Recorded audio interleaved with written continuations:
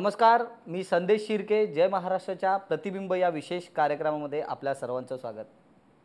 आज आपल्या समवेत एक असं व्यक्तिमत्व आहे ज्याने महाराष्ट्रामध्ये दलित चळवळ उभी करताना फार मोठं योगदान दिलं. त्याच्यानंतर दलित पॅन्थरच्या माध्यमातून वेळोवेळी आंदोलन करण्यापासून अनेक वेळा त्यांनी आपला प्रत्यक्ष सहभाग या चळवळींमध्ये दाखवून दिला. त्याच्यानंतर आज राष्ट्रीय पातळीवर स्वतःचं असं वेगळं नाव लौकिक त्यांनी उभं केलं आहे. आपल्या समवेत आहेत रिपाई अध्यक्ष रामदास आठवले. आठवले साहेब, जय महाराष्ट्राच्या विशेष कार्यक्रमामध्ये आपलं स्वागत. जय संदेश, जय महाराष्ट्रामध्ये तू माझं स्वागत केलेलं आहे त्याबद्दल तुझा आभार. आणि आता एकतर आम्ही पुढं चाललेलो, जे तू सांगितलंच की पॅन्थरची जी मुवमेंट होती ती पॅन्थरची मुवमेंट गावागावापर्यंत पोचवण्याचं काम आम्ही केलं.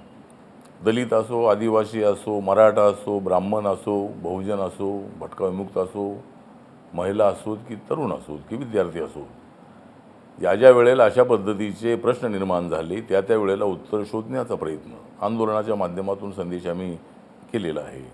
माझा पक्ष हा फार मोठा पक्ष नाही आहे, परंतु बाबासाहेब आंबेडकरांची विचारसरणी घेऊन बाबासाहेब आंबेडकरांना हवा असणारा जातीमुक्त समाज, बाबासाहेब आंबेडकरांना हवा असणारा वर्णविरहित अशा पद्धतीचा समाज, की या ठिकाणच्या खालच्या वर्गाला न्याय मिळवून देण्यासाठी आयुष्यभर झगडले बाबासाहेब आंबेडकर. आणि त्यांचं अपुरं राहिलेलं काम पूर्ण करण्याची जबाबदारी आमच्यावर आलेली आहे कार्यकर्ता म्हणून. आठवले साहेब, आपण म्हटलं की सर्वांना साथ घेऊन जातो, मात्र रिपाईची ओळख आज अशी राहिलेली आहे की रिपाई हा केवळ बौद्ध समाजापुरता मर्यादित झालेला आहे. मायावतीने एक ज्या पद्धतीने आपण उत्तर प्रदेशमध्ये आपण म्हटलं की सर्व समाजाला एकत्र करून, म्हणजे ब्राह्मण म्हणा, मुस्लिम म्हणा, या सर्व समाजातल्या लोकांना एकत्र करून एकदा त्यांनी हा प्रयत्न देखील करून पाहिला होता. मात्र आपण या ठिकाणी ज्या वेळेला महाराष्ट्रामध्ये प्रयत्न करतोय त्यावेळेला आपल्या प्रयत्नांना पाहिजे तसा प्रतिसाद मिळत नाही आहे. एकतर महाराष्ट्रामध्ये आमचं पॉप्युलेशन कमी असल्यामुळं आम्हाला पॉलिटिकल यश मिळत नाही. आणि तू म्हणालास की हा पक्ष फक्त बौद्धांचाच आहे, तर हा पक्ष, या पक्षामध्ये बौद्ध हे मोठ्या संख्येनं आहेतच. परंतु माझा प्रयत्न आता सुरू आहे की ज्याप्रमाणे कांशीराम यांनी एक सामाजिक ऐक्य निर्माण करून त्यांनी पॉलिटिकली त्या ठिकाणी बहुजन समाज पक्ष उभा केला. आणि रिपब्लिकन पार्टी ऑफ इंडियाची भूमिका ही BSPपेक्षाही व्यापक आहे. म्हणजे ज्यावेळेला कांशीराम म्हणत होते की ब्राह्मण बनिया ठाकूर सब चोर है, बाकी सब DS4 है, त्यावेळेला ब्राह्मण आणि इतर समाजातल्या लोकांना त्या पक्षात स्थान नव्हतं. आज मात्र ब्राह्मण मोठ्या संख्येनं त्या पक्षामध्ये आहेत. तर ठीक आहे की त्यांना यश मिळालेलं आहे. आणि तू सांगितलं त्याप्रमाणे RPIमध्ये गट आहेत, फक्त RPIमध्येच गट आहेत असं नाही आहे. काँग्रेसमध्ये गट आहेत, समाजवाद्यांमध्ये गट आहेत, कम्युनिस्टांमध्ये गट आहेत, अनेक पक्षामध्ये गट आहेत. याचा अर्थ माझ्या पक्षात गट असले पाहिजेत असं नाही आहे. सगळे नेते एकत्र आले तर आपली एक मोठी ताकद उभी राहू शकते. परंतु अजूनही आपणाला रिपब्लिकन पक्ष जो आहे हा बौद्धांच्या पलीकडे घेऊन जाणं अत्यंत आवश्यक आहे. बौद्धांच्या पलीकडे दलितांपर्यंत, दलितांच्या पलीकडे OBCपर्यंत, OBCच्या पलीकडे सवर्णांपर्यंत सगळ्या जातीमध्ये आर्थिकदृष्ट्या मागासलेले लोक आहेत. आणि त्या सर्वांना एकत्रित करण्याचा विडा आपण उचललेला आहे, ते काम आपण हातामध्ये घेतलेलं आहे.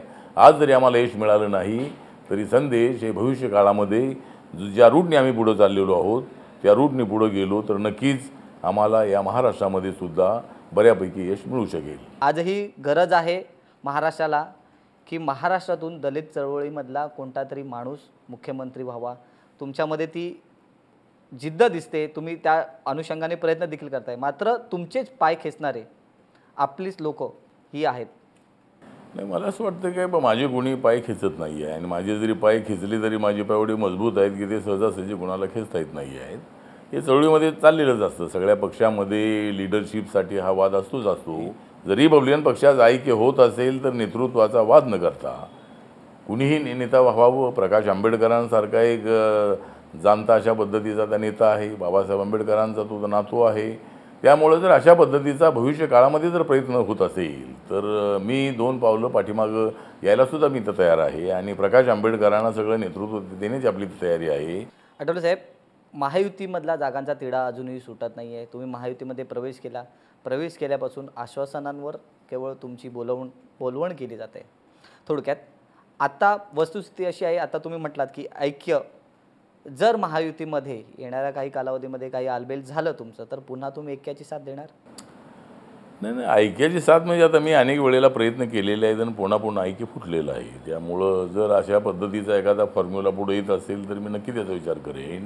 जरी रिपब्लिकन पक्षात ऐक्य झालं तरीसुद्धा आम्ही एकसुद्धा आमदार निवडून आणू शकत नाही, एकसुद्धा खासदार निवडून आणू शकत नाही. त्यासाठी मी तुम्हाला इथे थांबवतो, का निवडून आणू शकत नाही? का निवडून आणू शकत नाही तर आपली मतं जी आहेत ती मतं ही तेवढी निवडून येणे इतपत नाही आहेत. आणि म्हणूनच बाबासाहेब आंबेडकर ज्या वेळेला याच लवग्रो मतदारसंघामध्ये परेलच्या मतदारसंघामध्ये हरले त्यावेळेला बाबासाहेब आंबेडकरांनी शेड्यूल कास्ट फेडरेशन बरखास्त करून रिपब्लिकन पार्टी ऑफ इंडिया नावाचा पक्ष स्थापन करण्याचा निर्णय घेतला होता संदेश.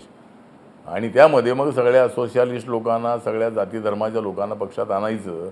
तर आता माझा प्रयत्न सुरू आहे, म्हणजे अजून आम्हाला त्यामध्ये तेवढं यश आलं नाही, पण 50% तिकीटं नॉन दलितांना द्यायची आणि पुढच्या 5 वर्षामध्ये आपण काय मतदारसंघ आयडेंटिफाय करून त्या ठिकाणी कार्यकर्त्यांना कामाला लावायचं आणि युती झाली तरी ठीक आहे, नाही झाली तरीसुद्धा आम्ही आमच्या बळावरसुद्धा काही आमदार निवडून आणू शकतो.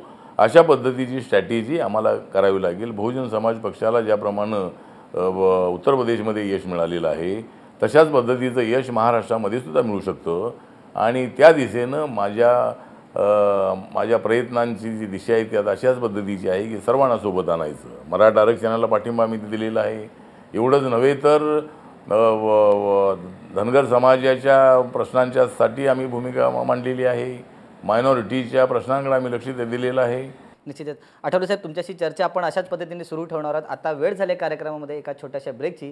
तुम्ही पाहत राहा जय महाराष्ट्र, थेट अचूक बिनधास्त.